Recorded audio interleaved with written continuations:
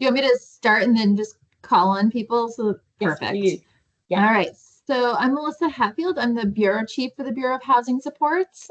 For some context, we are the collaborative applicant for the Balance of State Continuum of Care, and we are the state ESG recipient as well.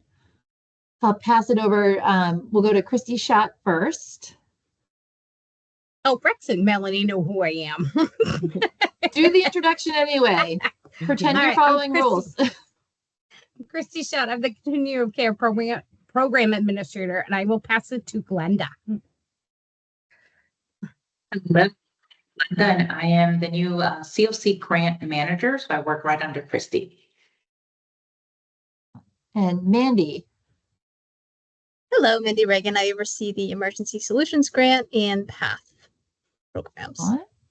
And Rob. Hello, Rob Waters, Shelter Administrator for BHS, and I oversee SGIA and Cold Weather Program. And Travis. Hello, my name is Travis Newton. I am our HMIS Grant Manager. Excellent. And last but not least, Caitlin.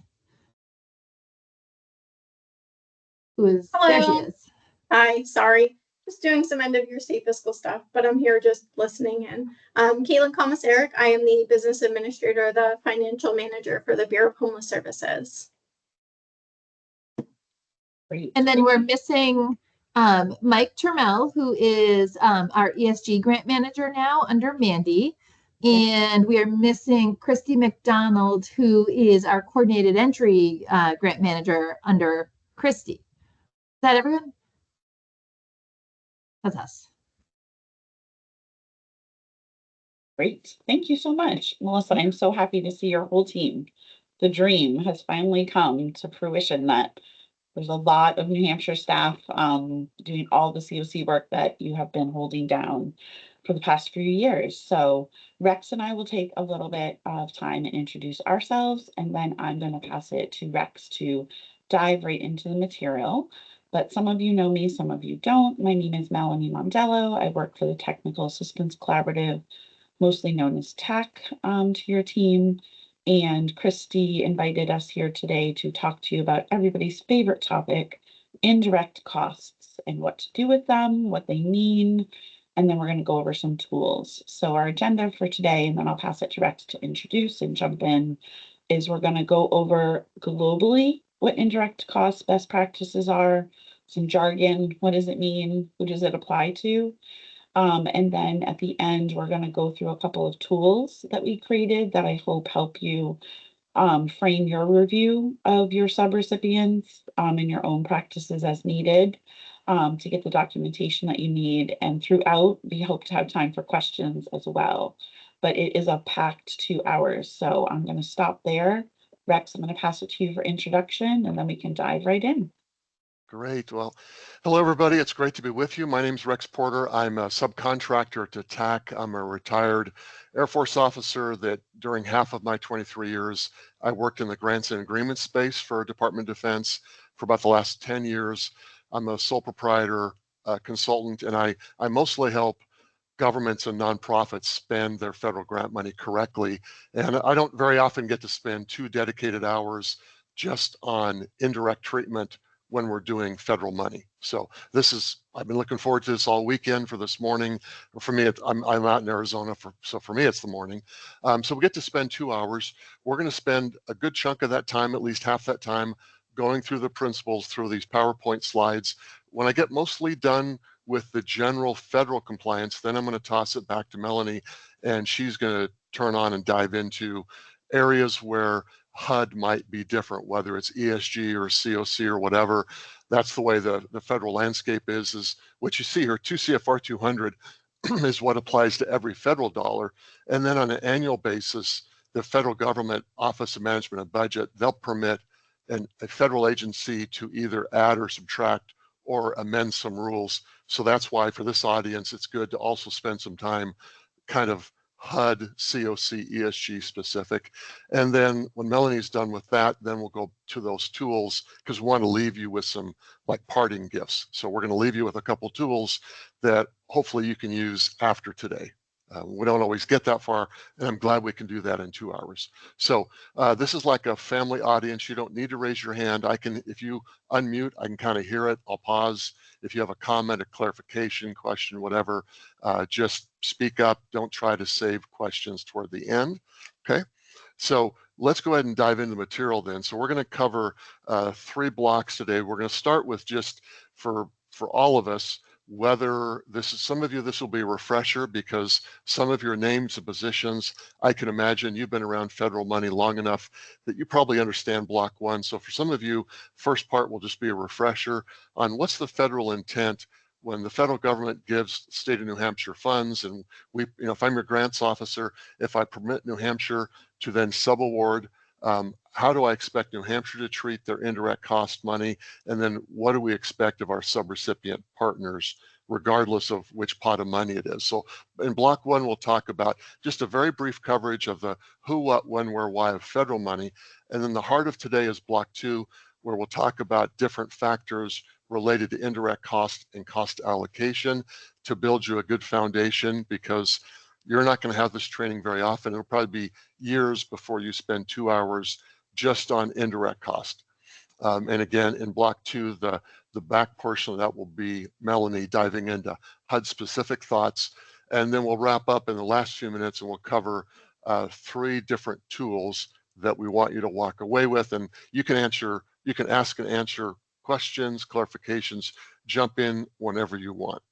So now let's dig into the kind of the who, what, when, where, why of grants. So if I'm in your position, if I was any one of you working at the state of New Hampshire, really regardless of which federal money you're moving, including a pot of HUD money like the ESG or the COC, you'll notice on this slide, it's kind of a busy slide, but what you should be noticing here in the slide is the life cycle of a grant goes this way. We move, we start up here with actually applying, and the state of New Hampshire gets funds. It could be block money where it's a block grant where you don't really compete for it. New Hampshire has a right to it. Or it could be something the state competes for. But either way, we have the pre-award cycle that runs all the way down here. It's the first few steps. The pre-award cycle ends right down here when New Hampshire actually has the money. And so the main thing that we would care about as we apply for federal money, or if we're dealing with subrecipients who are asking for money from the state of New Hampshire, the first things that we care about today would be this green box that says in the pre-award world, what we care about is you as staff members reviewing an applicant budget and reviewing it to make sure that all the budget is compliant with federal and state rules. And in the green box, number 1, we call that the pre-award budget review. So that's one of our 2 big milestones today. Is I don't know which ones of you do it. I don't know how often you do it, but when I work with states who have federal money and they're making subawards, the first big block, and I'll put a little star by it here, is when we use the federal money to do a pre-award review of a budget. And because today is only focused on indirect money, then really in that green box today, we're talking about New Hampshire's pre-award indirect budget review of a submission from a partner. It could be a local government, could be a nonprofit. I don't know who all your partners are, but I know that you have to be good in the pre-award at looking at their indirect cost. And we have a tool there. So green number 1, we're going to provide you a checklist when we're done today. Number 2, you'll notice in the post-award world, this is when they have our money and your partners, either another local government or a nonprofit, is out spending your money, then they're going to be spending our money day to day, month to month during that program year. And then the next big thing we have to do is do a post-award review of their indirect cost expenses. So it's similar, but it's different. That whether you're in the pre-award milestone or post-award milestone, it's a similar checklist. You'll notice today that when we review those, you'll notice that there are some questions we ask at both points, but there are some things we focus on pre-award that we don't focus on post-award, and vice versa. Okay, so in terms of a timeline, those are the 2 big milestones we're going to focus on today, is indirect budget review pre-award, and then indirect expense review post-award. Okay, so that's the when. then how do we know and how do our recipients know that they're liable for these 2 CFR 200 rules? Well, when the state of New Hampshire, when you get your award from HUD or any other federal agency, you're going to get a notice, and in the notice, they have to, if I'm your grants officer, I have to tell you that you're responsible for working under 2 CFR 200. And what I just circled there is for today, we care about all of 2 CFR 200, but the main rules we care about for today are the cost principles and the related appendices. So under 2 CFR 200, the big what is 200 subpart E, the cost rules, and then the related appendices. One thing to keep in mind, and I'll put a little asterisk here to remind you that 2 CFR 200 is the general federal uniform guidance that we're using today. I also want you to keep in mind that every year when federal government publishes 2 CFR 200, they also publish the agency regulations. So when you get an award from HUD, the award from HUD to New Hampshire, I may not call out 200, I might call out the HUD specific, their own CFR. So when we talk about CFR, the Code of Federal Regulation, I always in this training will refer to 2 CFR 200 because that's the general federal uniform guidance. But keep in mind, HUD has permission to codify 200 in their own CFR. So if you go look at your HUD award document, it may not say 2 CFR, it may use a HUD CFR. Or if you get money from Department of Labor or Health and Human Services, they might refer, but the good news is, even if the CFR is different, about at the 99% level, OMB makes every agency basically use the same rules. So it may not say 200, but these rules will still be in effect. Okay, so that's kind of the what and the when. Then we start going down, we're kind of going down through a funnel here. We're getting more specific. So today we're talking about cost, specifically indirect costs. So at the top of that funnel, what I want to point out to you is when you make an award to a partner and New Hampshire makes a COC-based award or an ESG award, you are telling the world that every cost in that budget is allowable. And as a grants officer at the state level, you're saying, I understand citation 403, and you're saying all these rules are true. In 2 hours, we can't cover all those rules. So only one I really want to point out to you is that if you make that award, you're saying you've done your pre-award budget review, and you're saying that you believe your partner, that government or that nonprofit, is consistently treating their direct or indirect cost. So that's the big one. If we were together for 8 hours, I would cover all these things. But in 2 hours, that's the one I want you to focus on, is that you believe when New Hampshire makes your COC or ESG partner awards, you're saying you believe you've done a budget review of indirect cost and you believe that they're being treated well. Okay. And I say this like as an ex-federal grants officer, if I were doing a desk review of one of your New Hampshire awards, when I look at that award and look at the budget and look at the technical narrative, that's what I would be looking for is, did you guys do a review of, the indirect at the pre-award? Okay. So that's all I really want to cover about the foundation of federal grants, like what's our intent. And because we only have 2 hours together, I really need to get into now block 2 here. And now we're going to talk specifically about allowable indirect cost and cost allocation and what do we mean. Okay. So to start with, most of us probably know what we mean here. First thing we have to be solid on is what's the difference between a direct or an indirect cost. If you want to read about it, you can go to 2 CFR 200, read 313 and 413 and 414, and we'll know that a direct cost, so if let's say I'm a nonprofit in New Hampshire and I'm applying to you, I want a renewal, I want a new grant, and I'm getting some ESG funds. Well, when you get my budget, you're going to have a list of some direct costs and some indirect cost. And if you see it as a direct cost, that means that I believe that cost I can identify with the cost objective of my ESG work. However, my nonprofit, my local government is also going to have some cost that I can't readily identify with the grant activity, but the organization needs to incur that cost.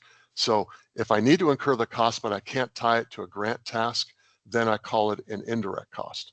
Okay, so that's something, we have to be really solid on this, no matter what else you're doing.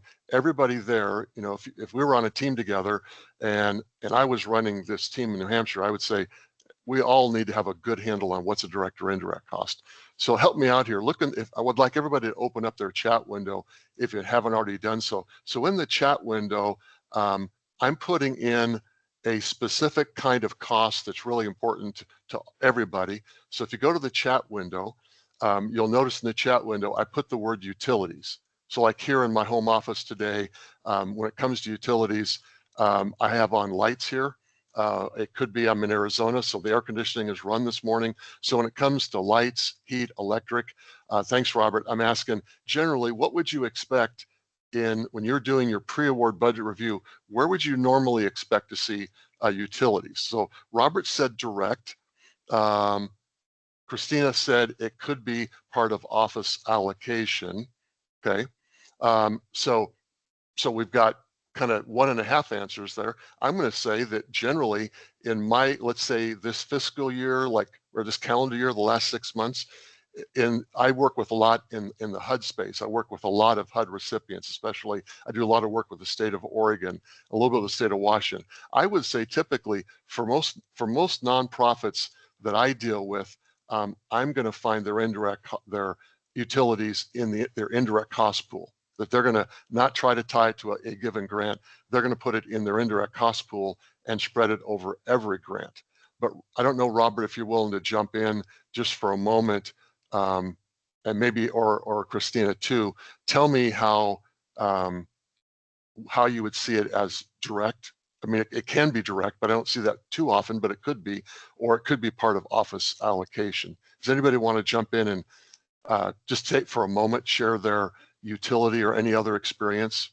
So I was thinking, it's Christy, that was part of their office allocation plan for office space utilities. They figure out the amount of space for the amount of employees who are working on that grant. So it would be under indirect. Okay, all righty.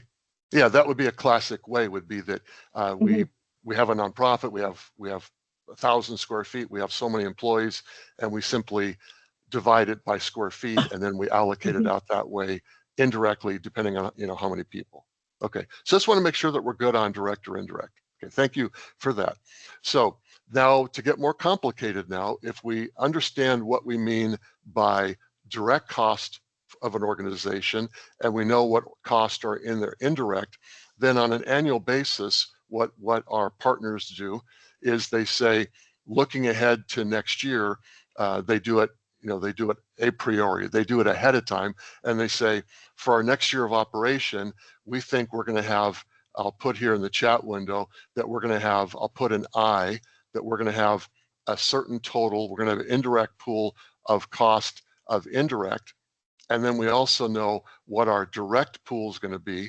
And if you look in the chat window, when we divide that total pool of indirect for the year by the direct cost base, then we come up with an indirect cost rate. It's a percentage. Okay, so that's the basis for a lot of organizations, is on an annual basis, they project for the next year, saying, based on our history, this is what we think our indirect pool is going to be. Here's what our direct pool is. And if we want to come up with a rate, then when we develop our indirect cost plan, when we divide our total annual indirect by our total annual direct, we come up with a ratio, we come up with a percentage. And so we'll talk further that as a recipient, that's supposed to be a percentage sign here, that if I'm one of your partners in New Hampshire and I'm getting an award from you all, ESG or COC, I don't have to have an indirect rate. I could simply say, I only want to get reimbursed for my direct cost. But many of our partners do have an indirect cost rate, and I just want you on a very simple level to understand, when you hear rate, a rate is a ratio. A ratio is just a percentage. So when you see that rate, like I have a local government. I work a lot with a client up in Alaska, and they're a borough up there, and their indirect cost rate is 25%.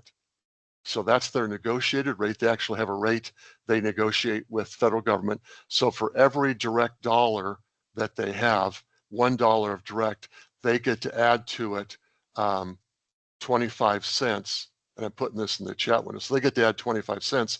So for every direct piece of work they do, they get to bill out $1.25. That's just a simple example there in the chat window. So I want to make sure that we're all good with what's the direct cost, what's the indirect cost, what's the indirect cost rate.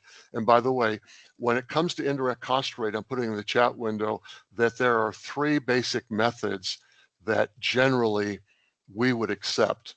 I don't know specifically your office. I don't know all your partners. You may not accept all 3 methods, but from a federal perspective, a subrecipient partner to the state of New Hampshire generally can use a rate that's based on 3 different methods that we'll cover here in a minute. Okay, so that's quite a bit to give you already. I don't see anything in the chat window. I'm not hearing anybody speak up, so I don't know you all that well as a group, so I'm going to keep moving. But if you want to hear something a second time, if you want something clarified, throw it in the chat window or speak up. So here's another way to diagram this, that again, a rate, again, I'm not going to say it too many more times, but a rate is simply another way of expressing a percentage. That's a numerator and denominator. It's the total expected indirect cost divided by their total direct cost base. Oftentimes we'll have these referred to as pools because we pool that money together. So the direct cost base, we could also call that the direct cost pool, but it's a pool of money, both direct or indirect, okay? So that's the beginning of our fundamentals here. So a couple things we need to know. This is language. This is federal language. That remember I said when we assign something to indirect or direct, especially if we assign it to direct, we're saying that I'm assigning it as a direct cost because I can track it to a cost objective to a task of a grant. So this is the language we use in this space. And you know, your subrecipient may not have had this training. They may not understand 2 CFR 200 that well, but generally we say that if we're assigning something in the direct cost pool, we do it because we can track that cost to a specific cost objective, okay? So cost objective is not up to you to define. It's not up to me to define.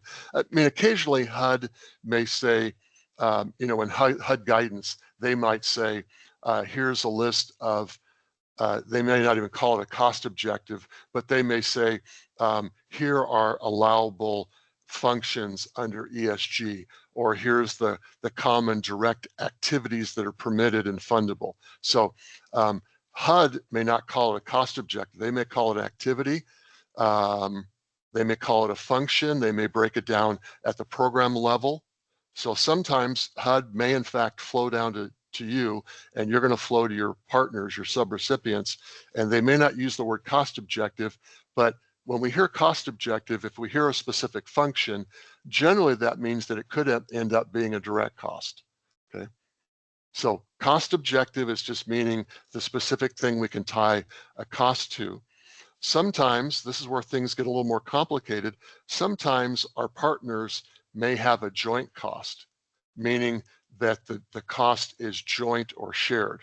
For example, when I left federal government for 3 years, I worked at a county, and we would apply and we would win most of the federal grants we applied to. So if I'm at the county and I get a direct HUD grant, when I was a program manager, I was usually working on like 4 different grants. And so I was a shared direct cost. And when I filled out my timesheet, I was a shared direct cost. And usually any given pay period, I was usually shared. I was tracking my hours against usually 4 or 5 different federally funded grants.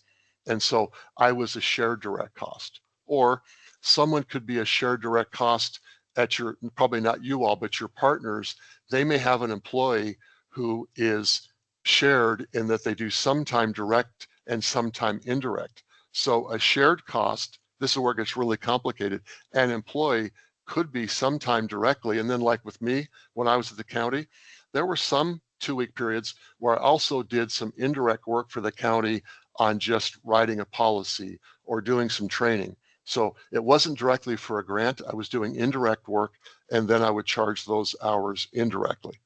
So whether it's pre-award or post-award, when we're looking at someone's budget and then we're looking at people's invoices, keep in mind that especially post-award, when we're looking at someone's billing, if we're doing if they're doing a request for reimbursement and we're reviewing it and we're looking at people's time, it could be a person, that same name it could be somebody that theoretically works on COC and ESG and does their manager, and they do some indirect work. And then we don't dictate to them. Recipients have a discretion on charge codes and who's direct and who's indirect.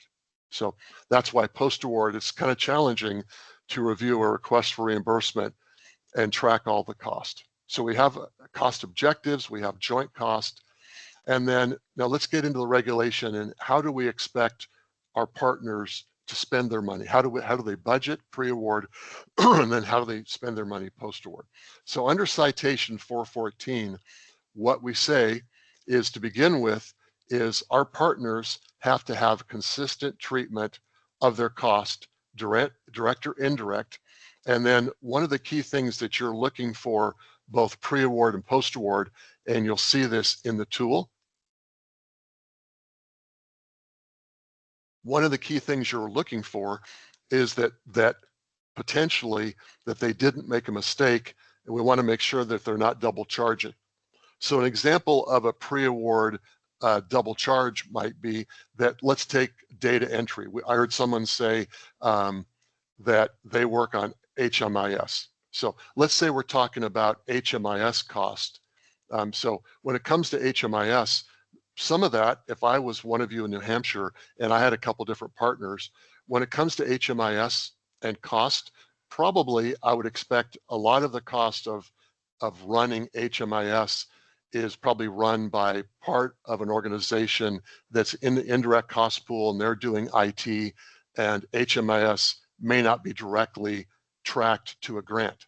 But there could be some information system that is, and so you could have a partner out there that charges some of their IT directly and some of their IT indirectly. Like, let's say something simple like data entry.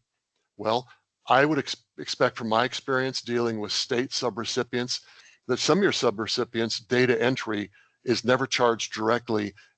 We do data entry all the time, and so we don't track data entry to a grant. We just do data entry and we treat it indirectly.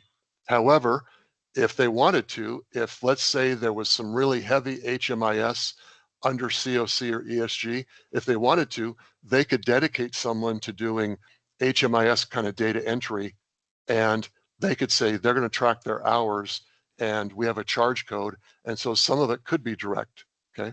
So we're looking for consistent charging and not double dipping.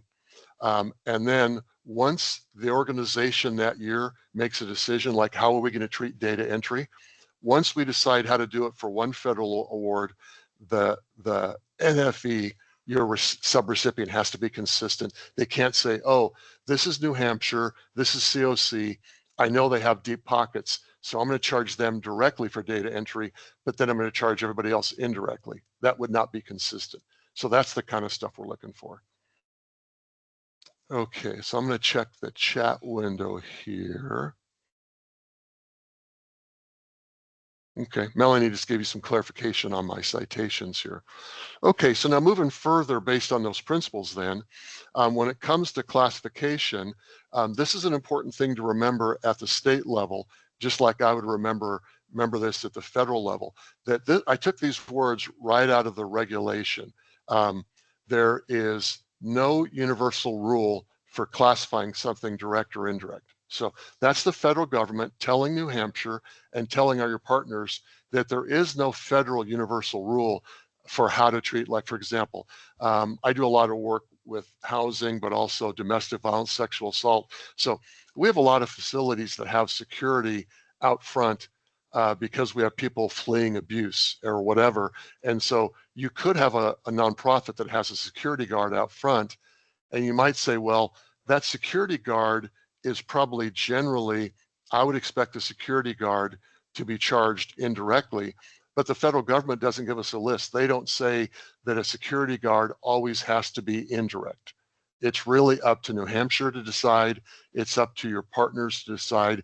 And the only time we might have a rule would be is sometimes HUD is known for, sometimes in HUD guidelines, HUD may say that this cost can only be treated indirectly. And Melanie may talk about that later, that if HUD gives us a specific rule, then we have to know it at the state level and pass it on to the subrecipient level. Okay. So again, all we're looking for here is consistent treatment. Okay. All righty. So this is the burden we put on them, and then our job is, of course, to monitor what they do pre-award and post-award. Okay. I'm not going to spend a lot of time on this slide other than to say, when it comes to direct cost, there's a set of questions we typically ask when it comes to direct cost. This is pretty much pre-award. I'm going to leave that slide. You have the slide deck that you could use. The session's being recorded as well, but these are the kind of questions that we would probably ask pre-award and post-award when it comes to direct. But the ones I really want to focus on is indirect. This is typically what you're going to see in the checklist that we're going to give you is when it comes to reviewing indirect cost as our focus area for today, the kind of things, again, that we're looking for, and this is what you'll see in the checklist. Do we believe that they're consistently budgeting for indirect versus direct? And then when it comes to requests for reimbursement, when we're looking at an invoice or billing, are they treating it consistently? Are they using the correct rate?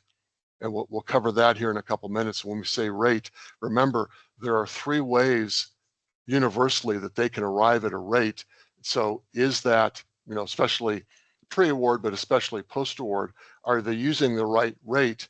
And then are they applying it to the right base? And remember, when we say right base, we're talking about the direct cost base. So I'll put the word, that's not very pretty here, but I'm going to put the word direct. We're talking about direct cost base. Okay, so those are the big 3. Are they consistently charging direct versus indirect? Are they using, when they build their budget or when they invoice us, are they using the proper rate for that period? And then really importantly, are they applying it to the right base, or potentially is the base too large and are they asking for too much reimbursement? And again, we'll go over a checklist to help us with that. Okay. If you want to dig more into direct charging, I wanted to give this to you just so you have it. We're not focusing so much on direct charging today, but you can read more about it in 2 CFR 200 in these 3 citations. Okay, so we're not focusing on direct costs today, but you can imagine that the entire budget is made up of a chunk of direct and another chunk of indirect. When it comes to an invoice, it's a direct amount and an indirect amount. Each equals the total invoice. So you can read about that more on your own, but I just want to let you know that there are just as many citations to help us understand direct or indirect. So in summary, the big thing is what we expect, this is the golden rule, is just like when we spend money at the state of New Hampshire, we're expected to fairly distribute cost, direct or indirect, and we don't do special allocation just for HUD or just for your federal awards. It's supposed to be fair and consistent. So the regulation says that the cost distribution is supposed to follow a fair method. And that's why today we're focusing on a pre-award budget review and then a post-award expense review relative to our indirect. So the big federal rule is that they expect that the money we pay for direct cost and indirect needs to be proportional. It needs to reflect the benefit received. And this is true for indirect, that we expect that like the 25% for my borough up in Alaska, we expect that 25% is a fair proportional representation of paying for the indirect. Okay, so now let's move more specific. Then how does the state, or specifically, how does the New Hampshire partners actually tell us a story? So we're going to cover 3 tools in our second hour today. And when we get to our first tool, we're going to talk about cost allocation. So the golden rule is that our partners should have as their ongoing financial practices every year they should have a current cost allocation plan. I'm going to share with you a sample cost allocation plan. And I would expect, I don't know how you all do your business day to day. I would expect today that maybe you all, both on the COC and the ESG side, you may not be asking your recipients for the cost allocation plan. I'm not going to say that's right or wrong, but the golden rule would be that if they're big enough to get federal money and they're big enough to get an award from New Hampshire, they should have some, even if it's a one-pager, they should have a cost allocation plan that says, how are we going to treat our direct or indirect costs? And again, I'm going to show you a sample here in just a few minutes. The value of a cost allocation plan is it tells a story for the year of how the, not you, but how the subrecipient is going to charge direct cost. You know, let's say they get ESG and COC. A cost allocation plan would say how they're going to be charging and accumulating cost directly.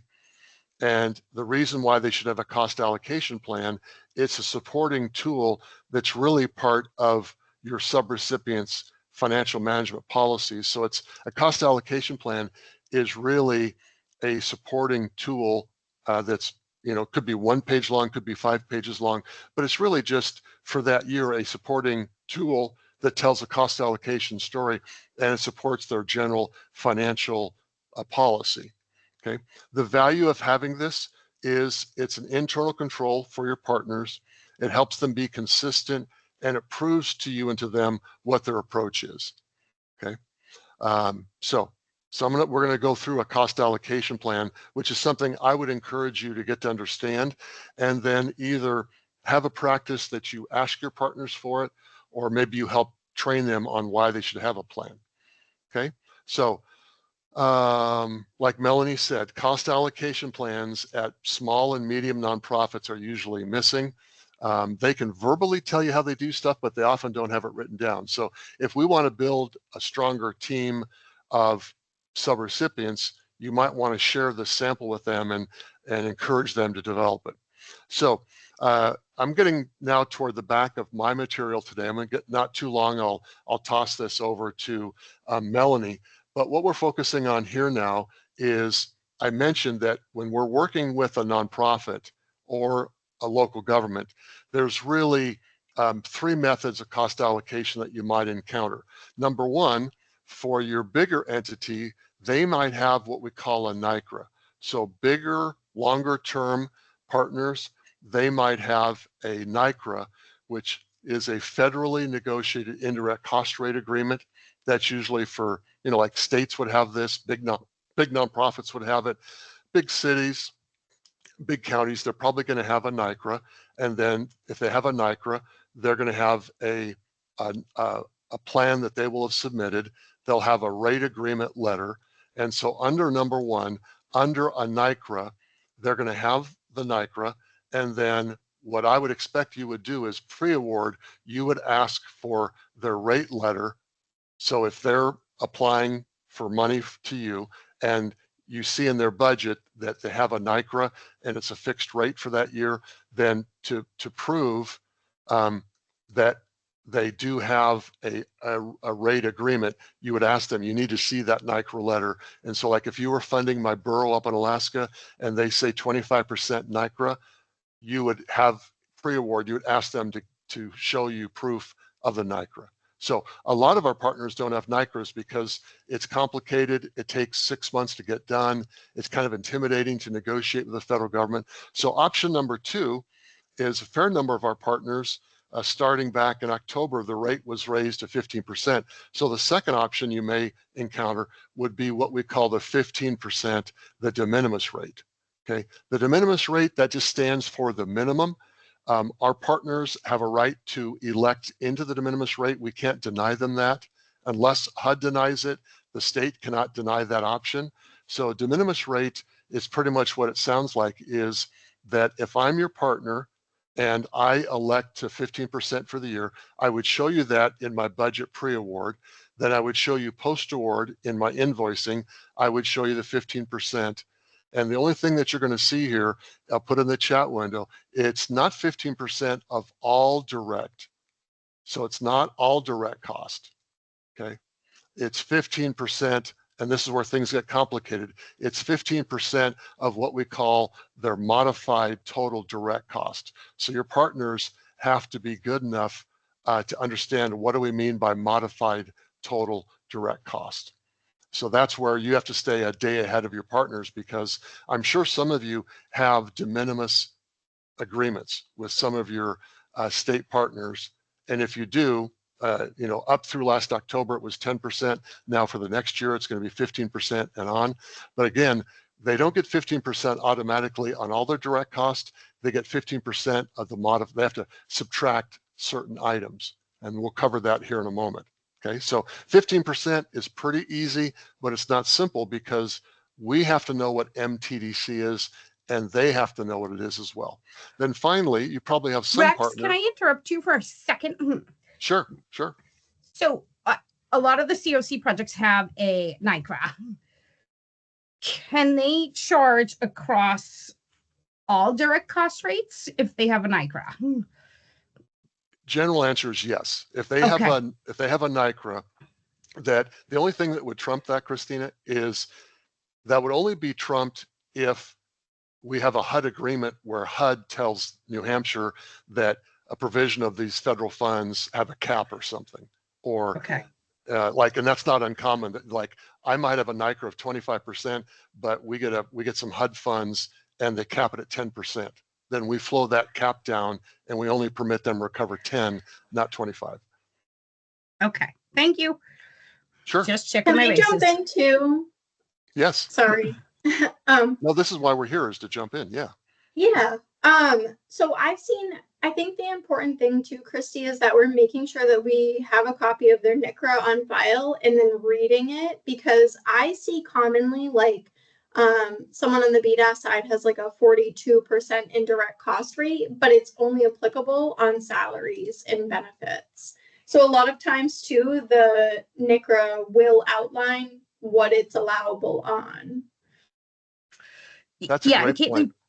Just so you know, we submit the cost, the NICRA with our project applications, but that's a really good point. That's excellent. It's funny that when I was preparing materials for today, I usually take like 4 hours on this, and a couple of the slides that didn't make it today is just on that. So I didn't see whose name spoke up, but that's a really good point.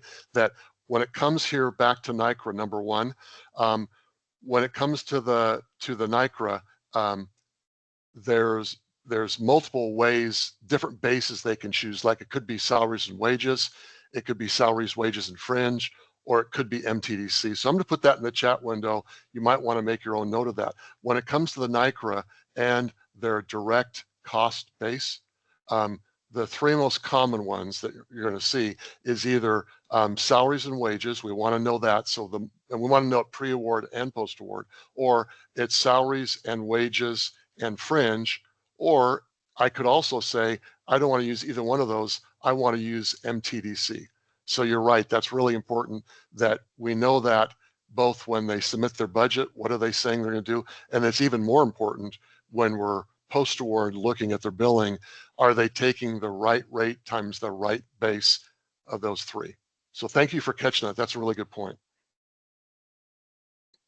Okay, let's cover the third option out there, which is the federal rules permit. I don't know what New Hampshire permits, but technically, other than a NICRA, or the de minimis, an organization under 2 CFR 200 could say that 15% de minimis is too low, or more like 30%. And we don't have time this year to apply and negotiate the NICRA. And so instead, we would like the state of New Hampshire to understand and permit our own internal rate this one time this year. And they could do it again next year. So option number 3 is this, subrecipient, internally developed and New Hampshire approved indirect cost rate. So technically, I don't know what you do. You're going to tell me here in a second. But if I was a Fed, I would expect New Hampshire to permit number 3. Like generally, you can't deny them. You at least have to consider it. And then if you review their proposal and it's crap and the math doesn't work and it's inconsistent and it doesn't follow the rules, you could deny it and say, hey, we refuse to permit it, but you're supposed to at least consider it. And so are we doing this at all? Currently, are we doing any number threes that we know of? Caitlin, I don't know. I would say for COC, we're using mainly a NICRA. I don't have anybody with a de minimis rate, which is surprising. Okay. And I don't know about number three. And Melanie, I think you're going to jump in here and give us some wisdom. Is it true? I don't know that anyone has asked you to do this because they're still trying to figure out what indirect means. But I think we just wanted to highlight what we can and can't do if someone does knock on your door with this. So. Yeah. I don't know that the department does any negotiated rates. That's a really great question. I think it's an option. I don't know what the process entails, but at least for BHS, I don't think the department has any own negotiated rates with any of our providers. Yeah, that I'm not surprised to hear that. And what we might do is, if let's say someone went to training and they knew this and they brought it up, what I see usually happening is we try to guide them toward, well, will the de minimis work for you because it's less risk, it's less work. But just wanted you to know, technically number three is out there. And then number four is they don't have to take any indirect recovery. So the fourth option here is it's the unspoken option. It's not in writing, but this happens fairly often. I don't know in your world, but in my world, this happens a quarter of the time when an organization says, we have other means to cover our indirect, and we would like all of our money to go to direct service. So we're going to opt out. And when we get their budget, it stops with all the direct cost categories and the indirect is blank. So that's permitted. I see a hand there. It's me. So something too that I know we talk about we have a grants administrator that does some finance trainings for internal and then external providers too. And when she talks about indirect, they don't have to take the 15% de minimis, right? They can take anywhere from like 0 to up to 15. Is it the same thing for the NICRA? So if they have like a 25% rate, what we do is it's always following if it's salary and wages or salary, wages, and fringe, but then they can take anywhere from 0 up to, their negotiated rate amount. So I would say yes. Technically, I've seen that happen. That there's nothing forbidding them from taking less. I just rarely see it. I mean, because if you can imagine, if you're the CFO and I'm under de minimis, why would I? Because the interesting thing, I'll start with de minimis. Interesting about de minimis is there is no check later. There is no audit. Nobody has to show I got to at least 15. So plenty of your partners don't really have 15% rate. It may be 9.9, but we never ask for the money back. They never have to record it. They never get audited on it. The whole point of the de minimis is let's keep this simple, folks, and let's just pick a federal number and let's apply it to the modified total direct cost base. And the whole idea is let's have less audit, more efficiency. And the same thing with the NICRA. I don't know why, like my friends up in Alaska, I don't know why they would have a 25% rate and then charge less, except occasionally I'll see programs where they say, we think we're more competitive if we have less indirect. And so like I have a tribal government here in Phoenix area I work with, and like they did a grant recently where they opted out. And I said, why did you do that? And they said, well, we think we're more competitive if the funder doesn't pay any of our indirect cost. It's like, well, I didn't tell them this, but that's not true. They're not going to give you points for leaving your indirect behind. So the short answer, yes. On 1 and 2, they could do less than what's permitted, and that wouldn't be considered an audit issue or whatever. Yeah, some of them, and I think the SGI said, like you said too, they just maybe don't understand indirect, which is hopefully something that we're hoping to work with our providers more closely on when they do their next go round of contracting, is taking the full de minimis. But a lot of them seem to prefer to apply it to their direct costs for whatever reason. I haven't heard those reasons, but thank you. You bet. And I'm happy to hear that you're going to try to, in the next cycle, get ahead of the awards and try to help, educate them further before they apply. Okay. So I think probably oh, this is what we just were getting into. So what you're seeing here on this slide is, again, the common basis. This is just a graphic to support what we just saw. Again, you'll see here, this is what someone mentioned, salaries and wages, could be salaries and wages and fringe. I think you all seem like a savvy group, so I'm not going to spend a lot of time there. From a nonprofit perspective, remember we said that there are appendices that help guide us. So there's some really good rules in Appendix 4 to help a nonprofit understand what today is all about. So Appendix 4 helps guide nonprofits relative to this. So those are two common bases. This is the third common base, MTDC. And then I want to go over in detail. Remember, MTDC means that they're going to get paid on all their direct, except we're going to subtract distorting cost. And that would be maybe a big purchase they did, a big capital cost, a big subaward. And it's considered distorting because, I'll go back to my friends in Alaska one more time. If they're getting a grant from the state of Alaska, and let's say they're doing, let's say they're getting money from the Department of Education, and they do get new school buses all the time up there, but my borough up there, there's no road there really, so they would barge up a school bus. And so that school bus, by the time it's off the barge, might cost $250,000. So it's a big procurement. But remember, their rate is 25%. So the question is, would it be reasonable that a $250,000 school bus would get to add 25% de minimis? Would they get to add, over $60,000 for indirect? Well, the answer is no. That would be ridiculous because it didn't cost them $60,000 to buy the school bus. It probably cost them, between procurement and finance, it probably cost them 4, 5, 6 hours a time. So what they do is that for distorting items, if you're doing anything under MTDC, they only get to apply it to the first $50,000 of distorting cost. And this is where it gets difficult for small nonprofits, is if they're going to do de minimis, they agree to do MTDC. If they're doing MTDC, they have to subtract out distorting cost. And you might say, well, they're small nonprofit, they're not going to have distorting cost. But I have plenty of HUD subrecipients that are doing a $250,000 renovation to a shelter, or they're converting a motel to a high and low barrier shelter, and it's almost $1 million. Well, they better know how to do de minimis and how to do MTDC. So here's a chart on what are the distorting. So here is MTDC, and I know you can read more about it. I don't want to spend too much time here, but they get to cover it toward everything, and even the distorting items up to 50,000.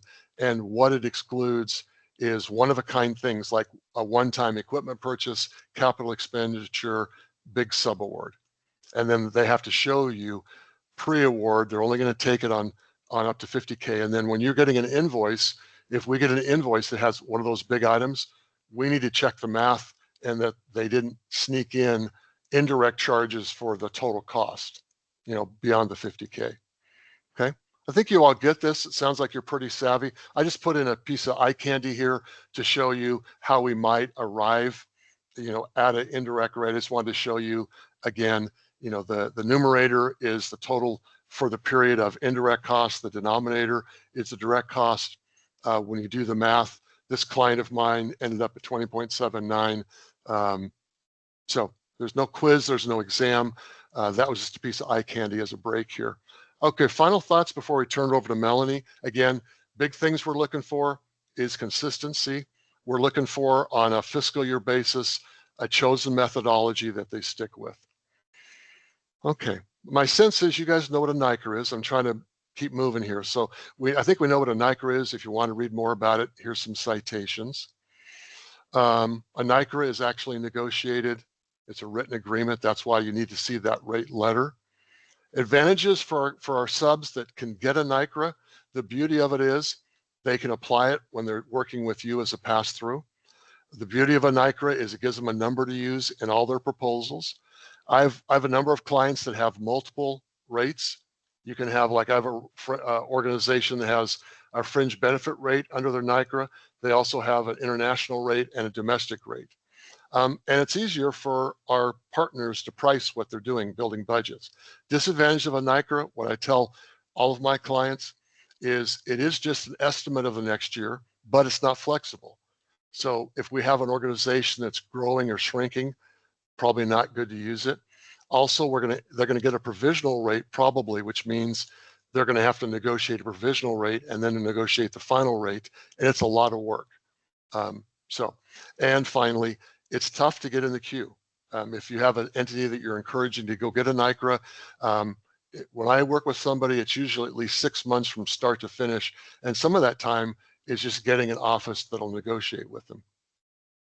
Okay, we've talked about the 15% rate, I think enough. I want to get to Melanie here pretty quick. And by the way, we're not taking a break. We checked with the state and they said that you are power players, you're really strong. If you do need to skitter off to get water, bathroom, go do it and come back, but we're not taking a hard break. So we've talked enough about de minimis, and now we're going to turn over to Melanie and she's going to take a deeper HUD type dive. So I'll go ahead and stop sharing here. And over to you, Melanie. Great, thank you, Rex. Let's see, I have the PowerPoint up, and of course, then I open another window. Hold on 1 second. Okay, here we go. I know you're not a quiet group, so definitely, if you have any questions as we continue to go through, I appreciate the questions that you've already given. And like Rex said, we're going to just dive in a little deeper into what the HUD point of view is on all of this. So let's go slideshow. Okay, so I did mark this as a companion to Rex's presentation because basically, like you said, I'm just going to dive in deeper to HUD, COC, and ESG specific guidance that HUD has put out publicly. Here we have a screenshot of this question has come up, I know specifically in New Hampshire. Christy, Melissa, and I have talked about it in the past, and HUD has finally in writing said, must I, do I have to let people do this indirect rate if they choose? And the answer is yes. You have to let them take indirect costs if they have them and they're documented well. You have to have a process. You're allowed to have a process at the state to review that information to make sure they understand what they're charging, make sure the budget can absorb the indirect costs. And as part of your review, especially for COC programs, making sure that they understand that this isn't adding money to the project, but this is just redistributing the bucket of money that they already have. Rex was saying earlier, right, like you can add on these costs, and all of your new projects should definitely be thinking about the de minimis rate and what that looks like. But we all know our older projects are flat funded. They have very little increases. There's not a lot of wiggle room to add in the allowable indirect because HUD just kind of thought about it and put it on the table for us, about 5-6 years ago. So it just wasn't part of the COC world before, and now it is. So the budgets were just built without it. I think another really important thing to talk about, and this is a question that you'll get year after year after year, is, hey, I have money left at the end of the grant. Can I go ahead and take that 15%? The answer is probably not, because the biggest thing that you want to share with your nonprofits and your other partners as they come to you is, if you do the indirect, it has to be across all your federal awards. So it's not just that my PSH program has money, so I'm going to take it. It's an agency level finance decision on whether they're doing indirect cost rate capture or if they're doing it some other way. So this is not a program manager level item. This is not, Melanie as the person running the shelter gets to decide. This is an agency level, because as you heard Rex talk about, this is agency wide indirect. It's the central office. It's all those shared costs that aren't about a particular project. So that is why it's not a project level decision, but it's an agency level decision. But this is a screenshot from one of the I think it's one of the FAQs or maybe the guidebook of, yes, you do have to have a process to allow it to happen, even though you don't have extra money to add to the grants at this time. Rex covered this, but again, I just wanted you to kind of see the formula and the acronyms. At the end of this presentation, I have a whole page of acronyms and what they mean in different areas so that you can speak finance and speak indirect and administrative overhead language. But you'll hear people say modified total direct costs or MTDC. They mean the same thing, so it's just kind of decoding. It's 15% of those modified costs. The other big question is always, what are the modified direct costs? What do those mean? And I will give HUD credit where credit is due. They wrote it down. They published a guidebook on indirect that is really solid. Unfortunately, it has last year's information about 10% versus 15. And you can see here on second bullet from the bottom, it says subaward 25,000, but you heard Rex say 50,000 because that changed on October 1st. I do not anticipate that this is going to be updated anytime soon. So you can point people to it, but know that there's two numbers that are different. This 10% is now 15 and the 25,000 is now 50,000. But in a general way, HUD wrote it down, like we've talked about, salary, wages, fringe, services, travel, and then part of the subawards. The travel was really interesting one that I thought was included. And I had to spend a lot of time on it thinking like, why? How are we going to capture that? Because there are a lot of mileage reimbursements in probably both your COC programs for outreach, your CE grants, your ESG, your PATH, all of that travel can be included and is included in a de minimis modified total direct cost MTDC rate. The exclusions here look pretty similar to what Rex talked about, but they are a little more detailed. And they specifically call out, if you look at the fourth bullet, the rental costs. So where we've seen COC program grantees go get excited and they get really disappointed is this isn't the rent, right? If you're a rental assistance program, you can't spend $200,000 in rent and say, oh, I'm going to grab indirect cost on that because the money, the dollar didn't cost your agency 25% or 15%. It's the services. It's something that is using, right? Getting the benefit of all those indirect things, and the check going out the door doesn't get the benefit of the printer that's in central office. It kind of does, but it's probably hopefully electronic. So travel was the one thing that kind of stood out for me as like not something I would have thought would have been included. So there's this chart here. I'm going to provide a link at the end. This is just the general, like Rex was saying, there's the big federal rules in this guidebook, which I can share at the end. There's also a chart just for COC program, and there's a chart just for ESG programming. So it goes through their categories one by one, and it talks about what would be in and out of the modified total direct costs. So I'll go back to that in a second. Here's an example, again, from the HUD toolkit, not going to take credit for any of this, of how a budget would be kind of reworked if it was an existing budget and they wanted to then charge indirect through your invoicing system. Again, it is still the 10% because it was published before the change, but it basically just shows, right, the rapid rehousing. You can see staff here.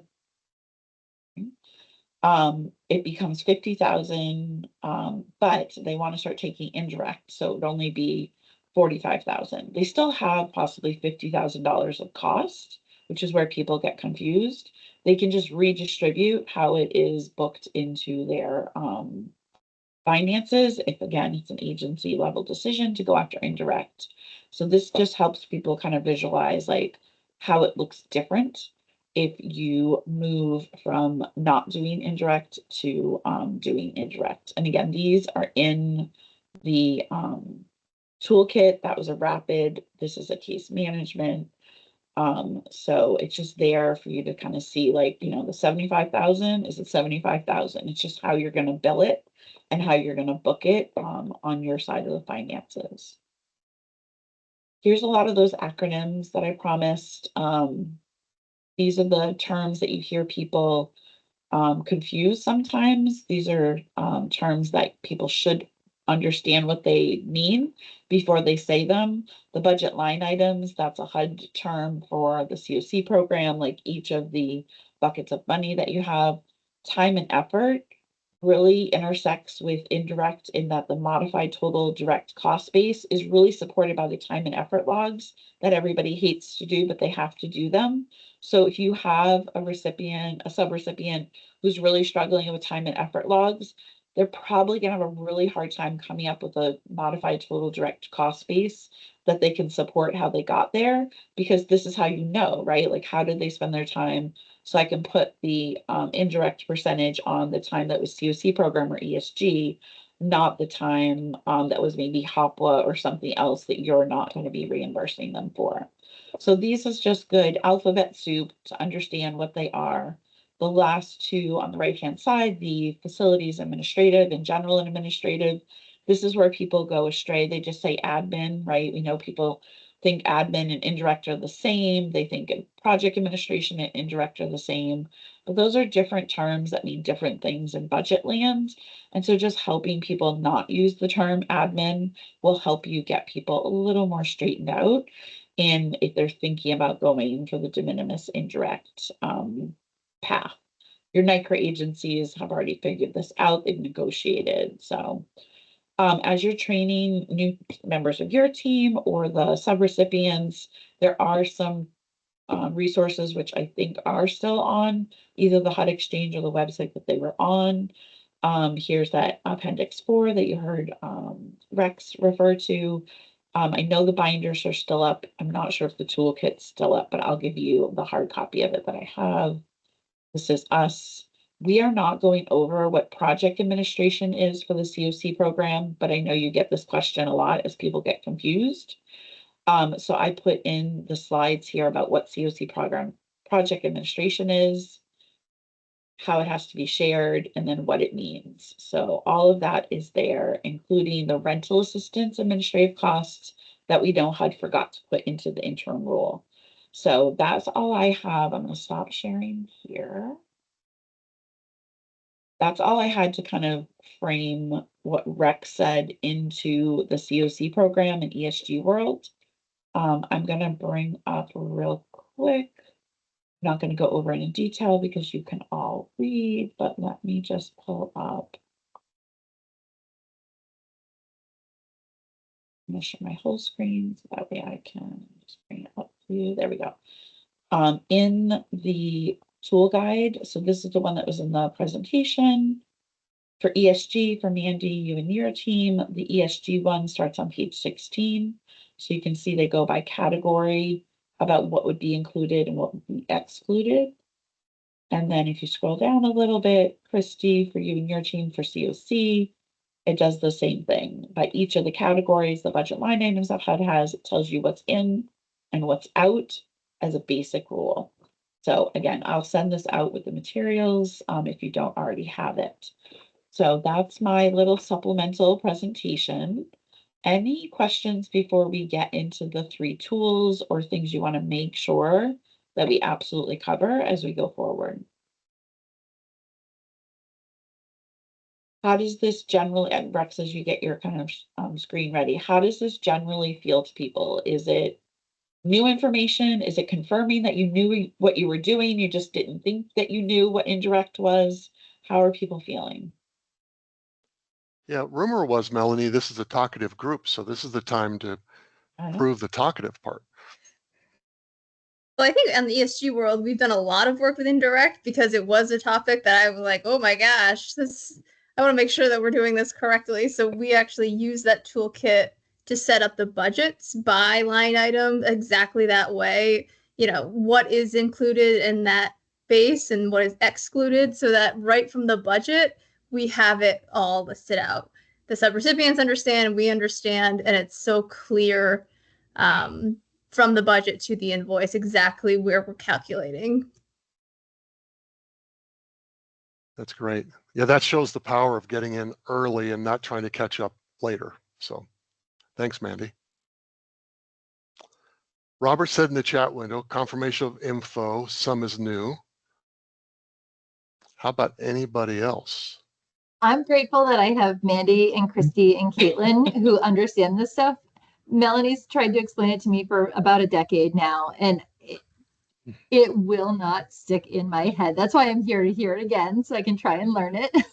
Because I think I just hate it so much that I'm like, no, don't want it. That's how I'm feeling. I'm like, I love you guys, but oh my God, Indirect makes me like sweat. I will say our internal team too is doing a lot of trainings, our contracts team and our finance team. So it's nice to hear the repetition of all of these terms. Like it's all matching across all of those arenas, which is wonderful. No surprises, no surprises. Okay, Rex, I'll turn it to you. Do you want to go over the cost allocation plan first, since most people are missing that? You bet. Okay, so this will be part of the toolkit that Melanie referred to that you'll be getting. I mean, I think you got it in the email over the weekend. So this is just a sample. This is, again, I work a lot with HUD-funded folks, including several states out west. And this is our go-to tool that I've developed that we share with organizations that don't have it. And kind of like what was implied earlier, we can't make them have this. I mean, they should have it, but especially smaller organizations. I wish they would all have one. I wish it was kind of more built into the fabric. But again, what I usually tell my subrecipient partners is to receive federal money from New Hampshire, you have to have a financial policy. If we were to learn they don't have a financial policy, which means they don't have good procedures, we probably would make them high risk or maybe not fund them. But we don't go as far as to say you have to have a cost allocation plan. Clearly, if for those of you who deal with organizations that have a NICRA, they're going to have to get a NICRA, you have to submit a proposal, and part of that proposal is going to have to be a cost allocation plan. One thing I would point out is that I'm not big into nomenclature. So the most common term for this is a cost allocation plan. But oftentimes, if I deal with a new, medium, or small nonprofit, they'll say, I've never heard that phrase. I don't know what a cost allocation plan is. Then I have them send me all their documents and they actually have it. They just don't call it that. Or it's not a separate thing. It's embedded in their financial policy or somewhere else. So let's not get too balled up in the title. It doesn't have to live separately, but it is this tool that hangs under their financial policies and practices. So I'm not going to spend a huge amount of time. You're a smart group. You're savvy. You may or may not have seen something like this. This is notional. It's kind of like I have a big head. It's kind of like when I go to the ballpark and they have baseball caps and they say, one size fits all. Well, that doesn't work for me because my head is too big. So this is a sample that would work for a lot of nonprofits, but it may not work for all of yours. Okay. So this plan is an introduction about why we would have a cap, how you have to tailor it to each organization.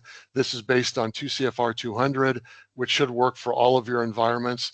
And again, it's predicated on the fact that a cost allocation plan for nonprofit X doesn't necessarily work for nonprofit Y because they have different language, they have different chart of accounts, they have different financial practices and forms and software. So we know what direct and indirect is. And then the heart of it is, this is like their promise. If this were to be adopted by one of your nonprofits, they're promising for their fiscal year, this is how we're going to run the railroad, and that we're going to have, in this case, I did an example with direct or indirect. If you have a bigger nonprofit, they might also have intermediate cost objectives. So like for a bigger nonprofit, if you had one of the biggest community action agencies, a CAA that supports all of New Hampshire, maybe you fund them and then they fund 20 other entities. If they're big and they have central services, like maybe they have a central service for IT or old school print shop or a motor pool. You might have a nonprofit that's big enough that they have central services, and what they do is during their spending periods, they accumulate cost sometimes in an intermediate cost objective here, and then so they might have intermediate cost objectives where they accumulate cost for printing or IT, or maybe they're doing eviction prevention and they have a big cost center for lawyers that they hire. Well, that could be an intermediate cost objectives where day by day cost of those lawyers are charged that intermediate cost objectives, but they're not spread to each grant, to each charge code until the end of the month. So that's kind of advanced cost accounting here. But so I don't expect to see this paragraph B. I don't expect to see it in most small and medium cost plans, but you could see it in larger ones. Then we get into the real rules of the road here, which is how are we going to allocate cost? And I'm not going to go over every one, just an example, personal services. Well, probably when it comes to the personal services, probably most nonprofits are going to reserve the right that some of their salary people and hourly people may be direct or indirect.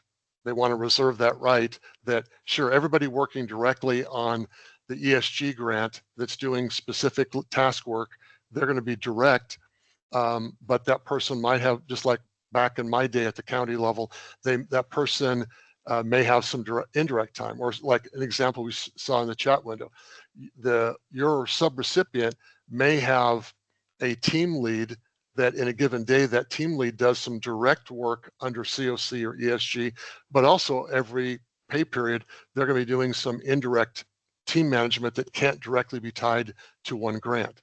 So you may have people that are all direct, all indirect, or a mix of both. So we would reserve that generally and then specifically. Travel cost, again, usually we'd expect it in bold is what I put in bold, what I think we usually would find, but that's just a very general rule. That travel as much as possible. You know, if I'm your subrecipient, I want to take everything directly that I can. So within reason, if I can tie a travel cost to a grant, to a charge code, I'm going to. I don't want to throw it into my indirect cost pool. And oftentimes, I think I heard Mandy refer to that we're going to have a fair amount of travel cost. And I could pause there. Any comments? Any clarifications about that? Don't see anything in the chat window. Melanie's giving me a no. Professional Well, and service. Rex, I would just say, yeah, we try to, like, if it's a direct cost, charge it to the grant. Yep. Good. I don't know how often you come across professional services.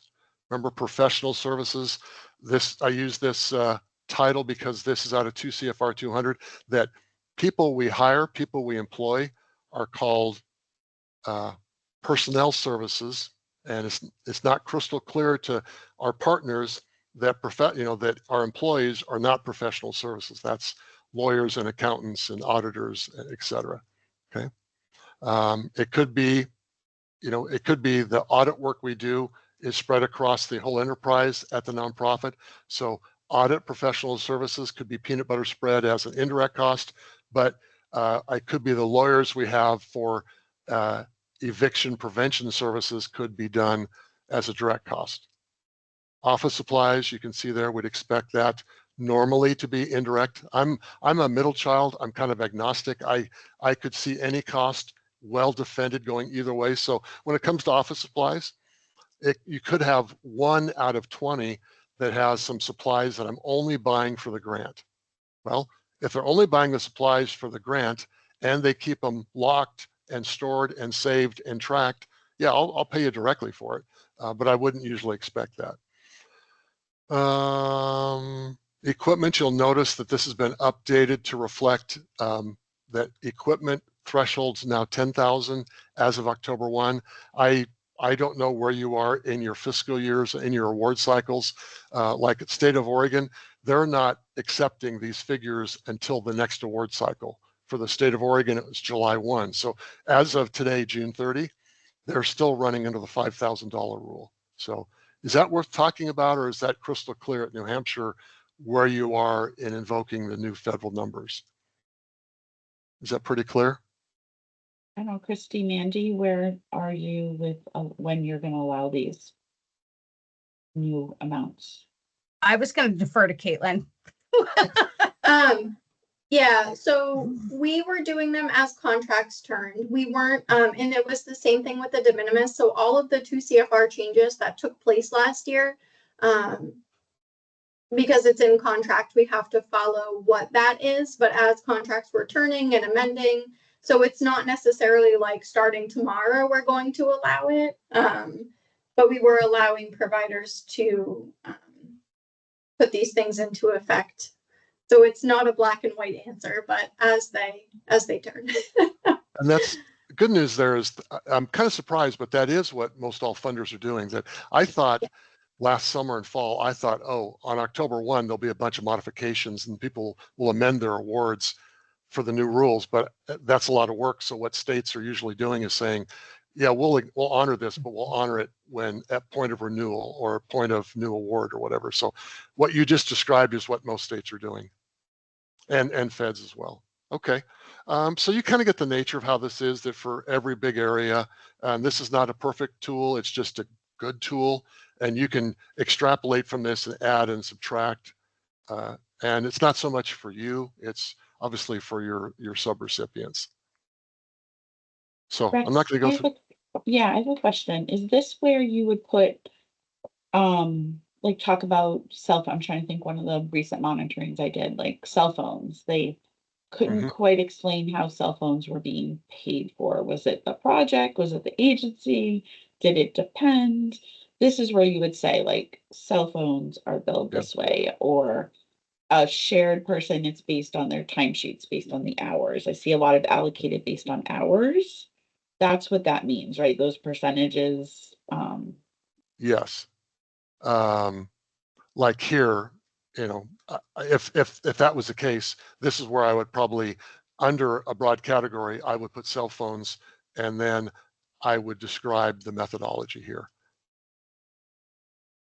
So I'm agreeing with you. Yeah. Yeah, because if you're working one program, which nobody typically is, great. But if you're a shared program, another one I recently ran into was internet. So the internet services, the one that I saw, it was HMIS. They had HMIS budget line item. So HMIS was paying for internet for the entire office. But then when I looked around, there was people who weren't part of the project in the office. I was on the Wi-Fi as a mom. Like there's a lot more people on that internet than just. So we just kind of clarified, like, okay, just because you had the money doesn't mean you can pay. So it's a real life example of where a cost allocation plan would have been super helpful for this really small agency to understand that you can't just charge it where there's a bucket of money. You have to charge it based on who's using it, like who's getting the benefit of it. So that's again more of a direct charge that they were trying to figure out. But even if it was indirect and you were trying to parse that out, just wanted to share that. Thank you. Yeah, and that's what I mean. Melanie's become an expert at this. This always looking for that proportional benefit, which is the way of showing it's fair, right? And yeah, so what I haven't done here is I've just grouped these into broad categories, and then usually then we would make a list of things. Like this is another place we could put internet usage, how we might do HMIS or not, where we might do cell phones. This is where a simple cost allocation plan could be like a page or two, but if a bigger organization with a lot of discrete treatments, there might be a laundry list, like actually by charge code. Like if, you know, charge code 1234 is generally indirect, except cell phones supporting a program could, you know, so that's where we just describe our roadmap here. And then the second appendix would be where we actually come up with how we arrive at our rate. Okay, so that's a tool not so much for you all to have, it's a tool for you to have in your toolkit, that there might be situations in the year to come where you might share that with someone And I guess what I would ask is just curious for you're like the doers. Melanie and I just kind of wave our hands and review and train, but in practice, is this something that occasionally would be helpful to have on hand to share with someone? How could we make it more useful? Any feedback on this tool as far as how applicable it is? I think this would be extremely useful. I guess one question I would have is we can't require it, but it makes sense to me because it gives us their methodology in a clear one place that we can reference when monitoring. Would you recommend having this as a best practice for some of the smaller agencies that we work with? For sure. I'm always, my view, it's kind of corny, but I want to make them stronger. So if they don't have like you folks seem really like you lean forward and you care about them and you're trying to make them stronger. I want to make them kind of independent for the future and maybe even get a direct grant on their own. So this is what everybody else is going to expect. So if we could find a non-requiring way to get them to use it, I would, to include like in the process, like you're going to go through a solicitation cycle. It would be great to add this to the toolkit of what we send out before they apply, saying we highly encourage you to prepare and submit your own cost allocation plan with your budget and to make it. I assume you give them a toolkit like you need to give us 5 things in your application. 5 things. This could be the 6th thing they have to provide you. So it's not quite a requirement, but yeah, I would encourage it because it's done on scale. So if they could just get their brains around a fairly simple 2-page one, then they could grow to a more complicated one later. Yeah, I was going to add too, the ones that I've seen have just been 1 or 2 pages, fairly simple, but to answer or to add on to what Mandy said, when we do the kickoff meetings with our providers at the beginning of the state fiscal year or a new contract, we do ask that for some kind of allocation methodology. Typically it's surrounding like occupancy, but if that program isn't 100% paying for those line items, it's very important that they provide us something because it's nearly impossible to tie out what they're invoicing us without it. So. And you can imagine, I love thinking about that whole flow from pre-award to post-award, that if we were to put them on notice, giving them this sample at a time before the application, and hopefully they include it. Then when you bring this up at the kickoff meeting, you could literally have a meeting like this and say, okay, now we're going to spend 10 minutes on your cost allocation plan. And then you ask them to bring it up. And, I love virtual kickoff meetings because you get a lot. I don't know how long yours are, whether it's 60 or 90 minutes, but if you spent 7 minutes on this post-award kickoff meeting, it sure sends that message, right? Yeah, I think. Go ahead, Mandy. I just say we're standardizing things and we're jointly saving things and all of this good organizing stuff. So I would love to have one kind of method that we can share with folks of this is kind of a best practice recommendation that we all then can share across the Bureau. Yep, I would like that too if I was the sub. And the nice thing is my experience dealing with the CFO of the subrecipient or whoever's the finance director, if you give them something like this, their brain works this way, and it would not take that long because they're going to have a practice. It's a matter of putting the practice into writing. A good finance director or senior grant accountant could make this in less than an hour. And I mean, rocket, have it done. Cool. I think this is great. People just need a place to start is what I find, right? Like no one knows what step 1 is. So if you give them some kind of template to fill out, like you said, I would have no doubt in my mind that they could take it and run with it. Yeah. Well, that's cool. I feel like our time is worthwhile today. Great. Okay, ready for tool number 2? What do you think, Melanie? Are we ready for 2? Yep. Okay, so now we're going to go to the pre-award checklist, and we're not going to go over both of them in the same detail because there is some repetition, but this is our concept under the idea that we have 2 big milestones. We have New Hampshire, we've got a big pre-award milestone to conduct, and we need proof of it. So I like internal controls. This to me is like platinum practice. This is like best practice, that if you could have one of these on file completed And you'll notice at the end, we have you guys put in a name and a date. But if you had one of these on file for every award you made, it's just part of your practices, that would be the ultimate like platinum standard, that then when if you win the lottery and somebody's looking later, it's like, well, what were they thinking pre-award? Or if you get a HUD review or a state auditor or whatever, and once you do this once, like we'll take some time today, but once you do this pre-award, and you're already probably doing 70% of these steps, but we just put them in an organized fashion. But once you do this, they get to be pretty quick. And if you have one for every award, it's a best practice. And then the beauty of it is, in a moment, we're going to take you to the post-award indirect. So this is a pre-award budget review checklist. The other one is a post-award expense review checklist. And you can imagine cost is cost. So there's some questions we're going to ask here that we're going to ask again post-award, because allowability is allowability, but some we don't have in common. So Melanie and I we don't have a script here.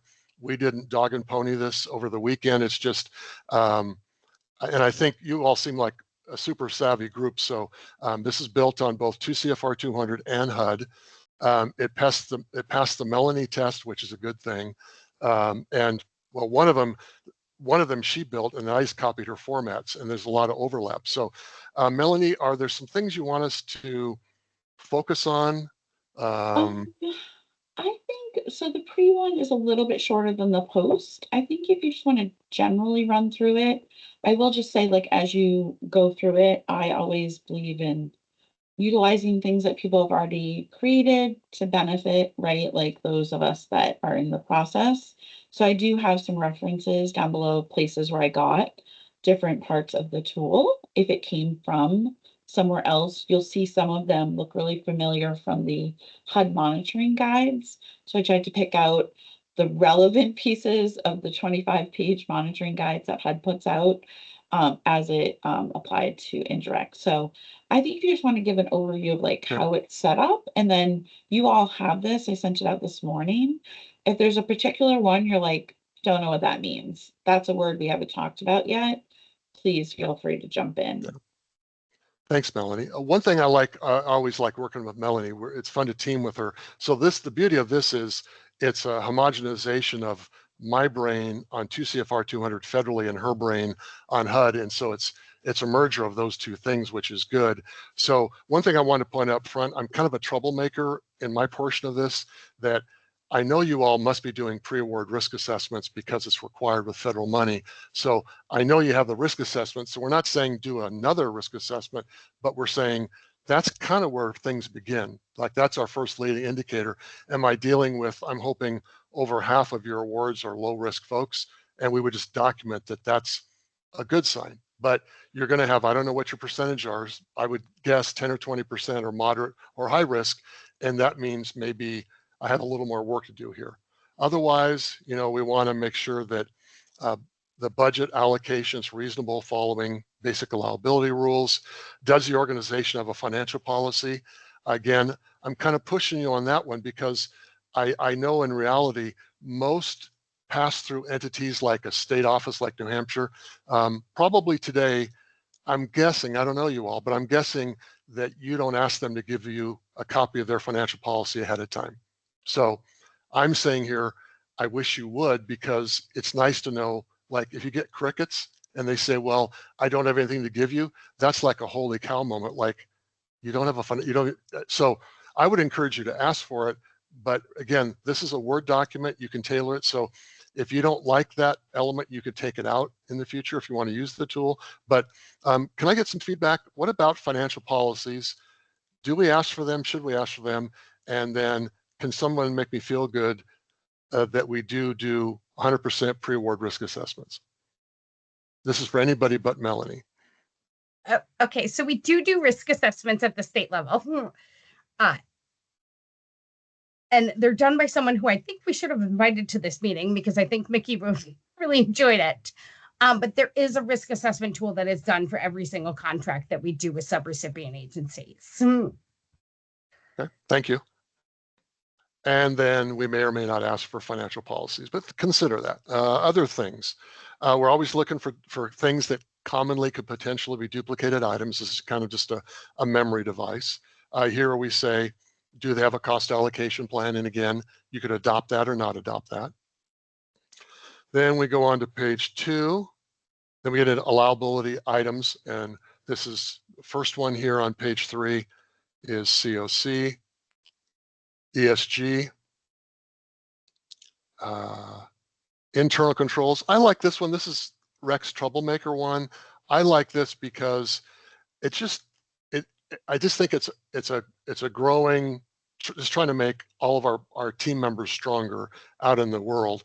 And so I think it's nice for us to always be thinking on every award, do we have any sense of, do they have good internal controls? And this points out, I got a little typo here, but this points out that us awarding to a sub, no matter how small they are, no matter how much we like them, no matter how critical they are, if they're taking federal money, they're agreeing to having a good set of internal controls. In this case, we're really thinking financial controls related to indirect cost.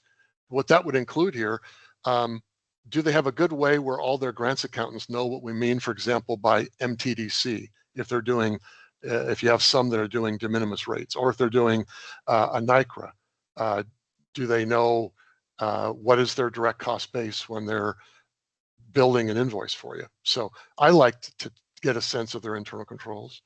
And then it's pre-award, so we're looking at direct or indirect. Is it complete? Is it accurate? Any wildcard cost factors?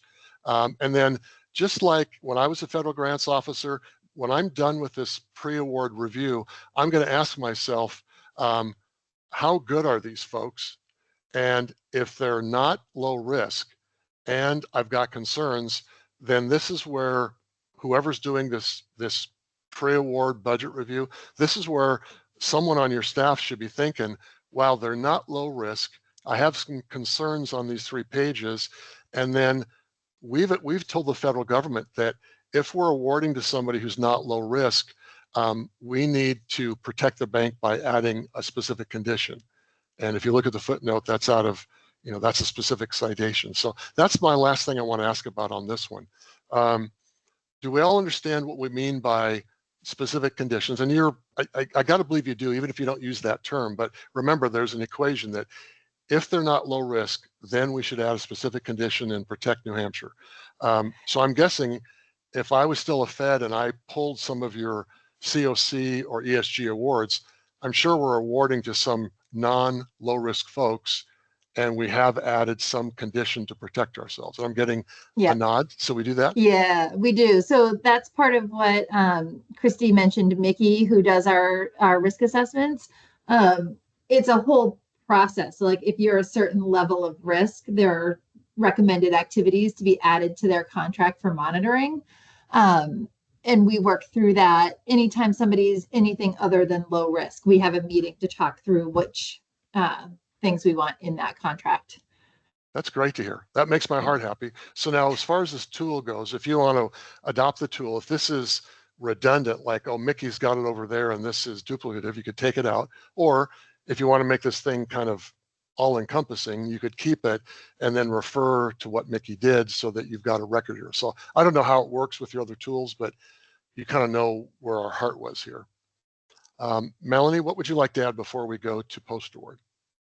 Yeah, I think as you're thinking about these tools and where they fit or don't fit into your process, because you do have a robust process, we all know that HUD will hold us accountable to our own procedures. So if tool is too big of a word, it could be questions to explore, right? And it's more of a note sheet. And then you could have something more simple that says, I reviewed indirect costs. So we wanted to give you more versus less, but think about this before you implement it of, is this going to cause me trouble later or is it going to help me later? So we can, again, this is a Word document. You're going to be able to tweak this or take the pieces and add it to other tools that you have. It doesn't have to be standalone. It just was that way because of this. So just think about as you're using it before you implement, like, am I really going to do this for all of them? Because you don't want a partial form, right? Anywhere. So That's just my caution as we talk through this. Very good point. We got to say what we're going to do and then do what we say. So, Melanie, how about if I scroll while you talk? Okay, I'm sure that they're sounds tired great. of hearing me by now. Okay. So for the post award, again, I tried to take from what I know you're already doing in maybe an informal way, maybe formal, on your monitoring visits. Also looking through the HUD guides of what they're gonna ask. There are very few questions that are specifically HUD. We also, again, kept the references, like I stated earlier, they'll be down in the footnotes. So if you need to be like, where did they get this? Or someone's arguing with you about the validity of it, if it had a reference that was easily put in, that should be there also. So to Rex's point earlier, the pre and the post have some overlap. So we may have asked for the financial policies pre, but we know pre could be 12 months before post or 12 months before you start, going out and doing your monitoring. So making sure that the financial policies still exist and that there's enough detail there to be able to get you through, like, how do they allocate COC expenses directly? How do they do their budget line items, right? Like how is everything that you're telling them during the award coming and hitting the ground in their financial books? So I think you all have heard the allowable, allocable, and reasonable tests. That's for everything. This question, you'll scroll down a little bit, perfect. It's there, and then we kind of put a few sub questions under it that dig in a little more deeply. Some are from HUD and some are from a tool, I think it was New Jersey, that they put out that really gave more instruction of like, great, you want me to look at fringe. What do you want me to look at? What if I don't know what fringe means? So I borrowed some of their language about like exactly what fringe means. It'll help you hopefully as you're training up and as you're explaining it to people, and you might get that blank stare. You can be like, okay, this is what fringe means. Vacation, holiday, sick, this is how we're talking about these things. So again, just a little more detail. It could really be a discussion guide or a checklist, depending on what you want to do with it. We'll keep going. Okay, duplication of costs. This is what started this whole conversation. Is HUD came to monitor, and there was a very small charge. I think it was for space. That anyway, it was duplicate. It was in the wrong spot. It opened up this entire can of worms.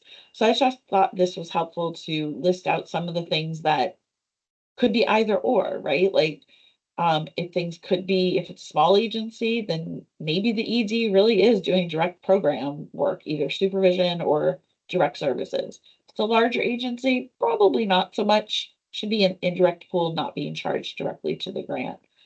Rex brought up security. If you have someone in an operating budget line item, then there's rules in the COC program about that. I can't remember if ESG has similar rules, but these are just some of the things that if you see these costs in a budget, you just want to dig in a little bit deeper to make sure it's not duplicated. You're gonna just look at it a little more closely if it's a maintenance charge to make sure it's not already in their kind of general pool of things. Maybe this house has a maintenance person only versus general maintenance for the agency. So again, just more tips and tricks in here. You can go to the next one.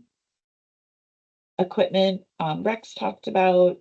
The program administration, again, same words as before, just brought in the language from the HUD question that's in there. If we go down, ESG should be next. So again, just a direct lift of the things that are allowed under project administration. So you can cross-check against these, and just a reminder for people of what HUD considers project administration that may cross over with that indirect, and making sure we're not double billing or billing the wrong place for something. We'll scroll down.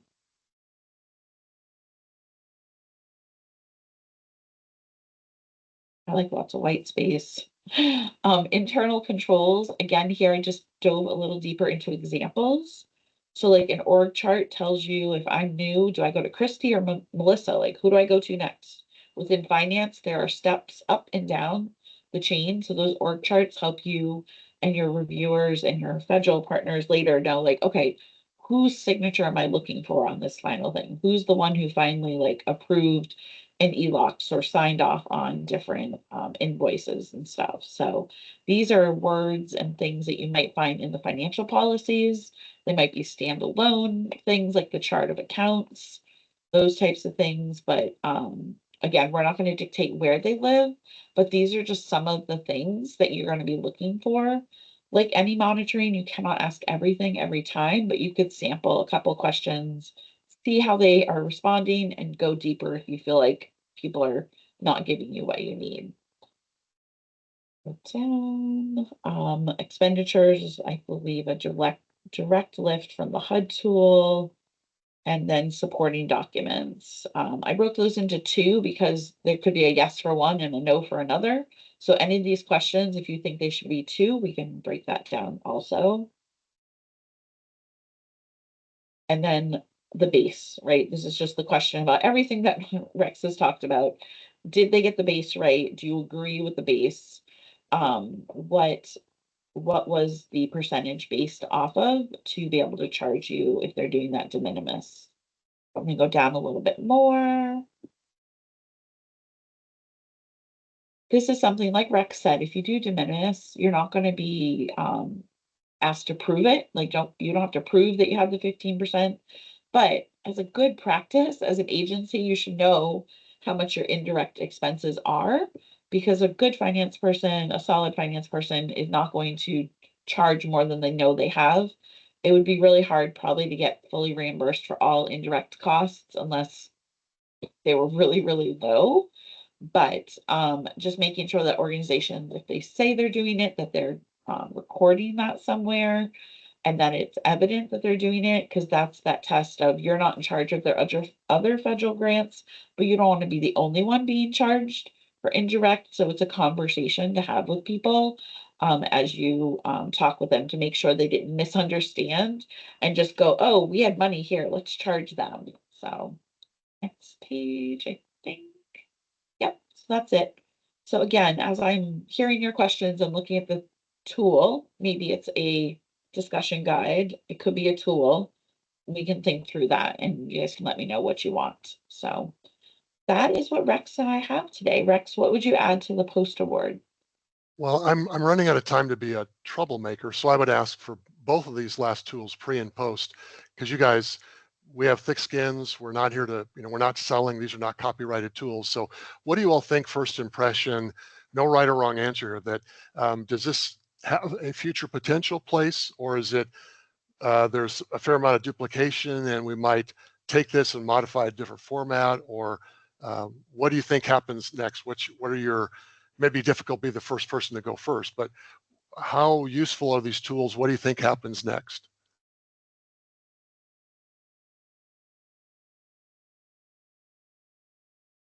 And when everybody speaks up, okay. I'm not programmed. I don't want to speak for them. I think these are fantastic. I was messaging Melissa on the side, and I can see so many other programs that could benefit from something like this. I know a lot of providers. I love the pre and post award because sometimes the people that are making the contracts and writing the budget aren't the same people that are invoicing for and executing the programs. And there's a lot of